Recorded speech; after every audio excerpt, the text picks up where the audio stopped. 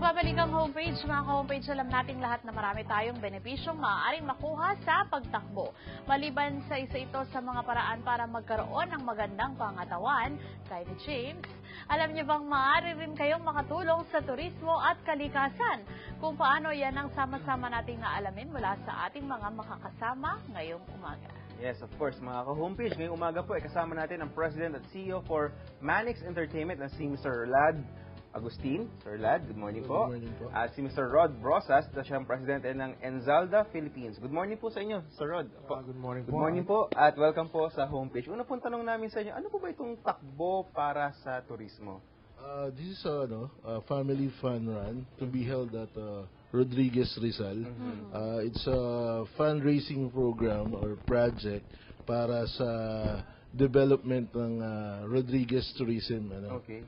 Kumbaga yung to save yung Wawa Dam and to promote yung mga iba pang mga tourism activities nila doon. Tsaka yung mga, for example, yung Avalon Zoo, yung mga ganun. Pero kasi alam naman natin na uso ngayon yung mga fun run, di ba? Yes. So, yung iba, to promote yung mga, kung ano-ano mga advocacy nila. Pero para sa inyo, paano makakatulong ba itong pagtakbo sa kalikasan? Unang-una po, makakatulong ito dahil sa pamamagitan po ng pagtatakbo ay makikita po natin yung mga destination ng mga tourism spot na minsan ay hindi pa natin nakikita. Karamihan po kasi sa ating kapwa Pilipino, ang nakikita natin ay yung malayo sa lugar natin. So ito po sa pamamagitan po ng pagtangkilik ng mga kababayan natin mismo sa lugar na yon, mapapakita nila at makikita nila po yung kagandahan ng lugar. Ma-appreciate po nila yun. Ayan. Ano ba yung mga sabi nga, areas na makakasama doon sa route ng pagtakbo? Yeah. Kanina nga sinabi ko, yung Wawa Dam, kasi nung bata pa tayo, talagang famous yung Wawa. Pero ngayon, kumbaga, nakalimutan na. Ngayon, para makita ngayon, ito na itsura ngayon ng Wawa. Pero sa pagtakbo nyo, may rehabilitate natin to. So, bubuhayin natin siya. Actually, dun yung pwede yung magkaroon siya ng sa tabi no, sa gilid, may mga kubo-kubo. Parang dun sa Marikina, no? Yung gilid ng Marikina River. Yeah. Tapos, one thing, isa pa, yung San Mateo Rizal, we're promoting na maging biking capital of the Philippines. Kaya meron din kami nung padjak para sa turismo. May 5 yung takbo, May 12 naman yung padjak. So, magkasunod pala. And of course, itong gagawin nating fun run ay para sa, ang advocacy nito ay para sa tourism, right? So, paano ba sasali yung mga ka-homepage natin na interesado, lalo yung mga running enthusiasts dyan? Yeah, we have 3 races, the 3K, the 5K, and the 10K. They only have to register. Meron siyang registration fee. May 300, may 400, and may 500. From there, may libre na silang singlet. Then, they will have the energy drink. Kasama na siyang energy drink. Tapos, meron silang, kumbaga, plant cuttings na itatanim para, it's a natural indoor plant na ipopromote din na, kumbaga, hindi kailangan ng lupa, tubig lang, more on that. Para, kumbaga, isang takbo, isang halaman para sa kalikasan. Pero may requirements ba for those who want to participate dun sa 3K, sa 5K, at saka sa 10K?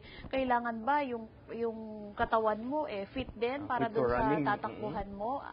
May medical ano ba yan dapat? Opo, pag kayo po may sakit sa puso, medyo huwag po kayong tumakbo na mabilis. Lumakad lang po kayo para po makatulong. Dahil sa mga wala naman po sakit sa puso, pwede po kayong tumakbo ng walkathon. Actually po, it's a fun run. There's no competition, but at the end po ng race, meron pong raffles na ito-draw, and you may have a chance to win different prizes. So, kahit na beginners ka, pwede ka bang sumali dun sa 10K kagad?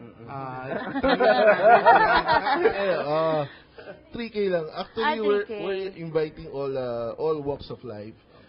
Kung wala silang sapatos, kung kailangan ng brisok yung mga senior citizen, it's a fun ride. And we're expecting 1,000, more than 1,000 participants pwede sa takbo para sa kalikasan. At saka po, siguro mag-wear lang po ng rubber shoes, and then shorts, and then yung sabi nga po, yung singlet. Maging comfortable kayo. Maging comfortable po. At huwag pong kalimutan, huwag pong magpupuyat sa gabi. Kasi So pag puyat ka, hindi ka pwedeng tumakbo. Yeah, kasi po, pag puyat ka, mainit yung katawan mo, prone ka sa dehydration, tapos pag tumakbo ka, magwawala ka ng tubig, baka mahilo.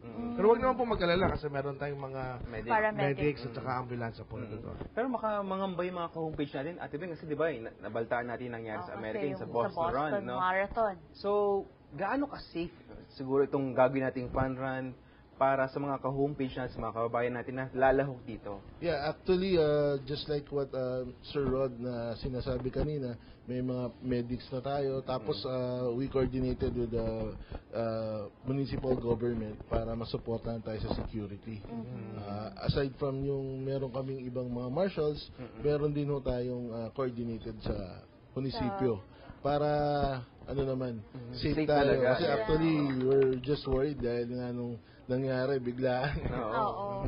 So would you like to invite our televiewers po to participate sa inyong fun run? Yeah, first and foremost, iniimbitahan po namin kayo na dumalo po sa ating fun run at para po makatulong tayo sa turismo. Bakit po? Mahalaga po na mabuhay natin yung turismo.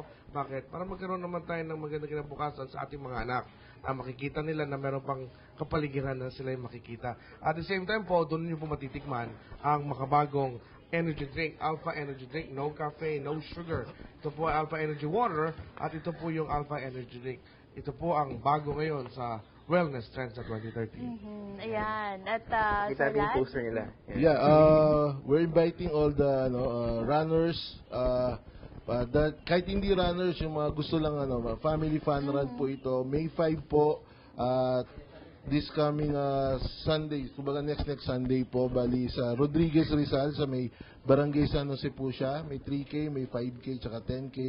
Tapos po, on May 12, padjak para sa turismo naman po. It's a mountain bike fun ride. Kumbaga, pwede ko ba sabihin yung cash prize? Pag sila, may chance silang manalo ng 10,000 pesos. Wow. So, maraming papadyak talaga dyan. So, yan. Good luck po sa inyo at sana ay suportahan ng ating mga taga-subaybay. Especially yung mga taga-Rizal, Para sila yung target dito Dahil syempre, kayo po yung nandyan, kayo yung dapat unang mga lagas sa inyong kapaligiran. And to promote the tourism, local tourism. So, thank you so much po kay Sir Lad Agustin, ng Presidente CEO for Manix Entertainment, and to Sir Rod Brosas, ang Presidente for Ensalda Philippines. Mga ka-homepage, susunod po ay Chibog at Home sa aming pagbabalik, kaya huwag kayong maglilipat ng channel. Sa homepage.